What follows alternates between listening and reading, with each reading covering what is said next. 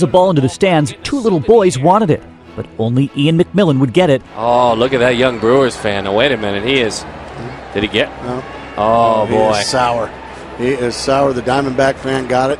The announcers watching with their own play-by-play. Huh? Oh, he's bummed Are out. you kidding me? This kid's going to do this? Oh, yeah. That is big time. Oh, my right goodness. there. What a nice young man. Well, he's got a Diamondbacks hat, but we have to get something for that kid in the red. I can't believe I just witnessed that. That is just awesome. You young man are a star. Men are awesome.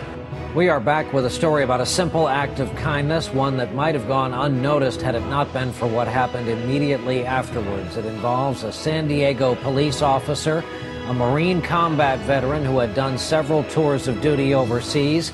As it turned out, it was far more dangerous to be back at home. But nobody knew that when the officer met a young man at a local McDonald's. That's where our own Lee Cowan picks up this story. Rarely do surveillance cameras capture the good in people. But on this day at this San Diego McDonald's, for that police officer, they caught a life's final decent act. There's an officer shot. There's an officer shot.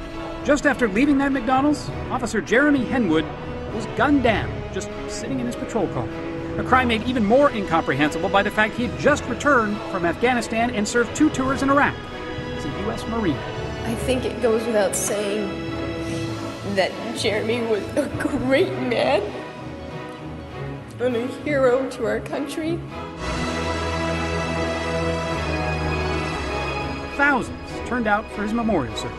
There were tales of his bravery and chivalry, but it was the last thing he ever did that summed up the way he lived. 3 minutes before he was killed, he's buying lunch for some little kid he didn't even know. That little kid was 13-year-old Davian Tinsley, standing behind Officer Henwood in line at that McDonald's, short by comparison and also a little short on change. I asked him for 10 cents, and he said, "What's 10 cents for?" And I said, 3 cookies, and he said, "Well, I could buy the 3 cookies for you." He opened his wallet and his heart to a kid he'd never met. He said, "What do you want to be doing when you grow up?" And I said, "NBA star." And then he said, "Well, you got to work hard for that." And I said, "Thank you." With that, Officer Henwood walked out. It was the last conversation. When you get pulled over by police and maybe you've done something wrong, you'd expect to get a ticket, not what one driver in Collin County received. CBS 11's JD Miles is live at Plano PD headquarters with a traffic stop unlike any you may have heard before. JD? Karen, no one here can recall a story like the one we're about to tell you. It involves a Plano police officer, a down-on-his-luck man, and a $100 bill. Peyton Carlo has been struggling to support his wife and 2 children. You get paid, pay your bills, there's your money, it's gone. It didn't help when the wily man was recently pulled over by Plano police for an expired registration sticker. Now I said there's no explanation for why I haven't done it except for that I don't have the money. I said it was either feed my kids or get this registration done.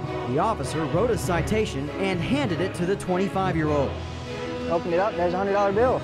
I was like, I broke down in my car, what else do you do? The officer never told anyone about the $100 gift, but Carlo's grandfather was so moved by the kind gesture, he wrote a letter to the department.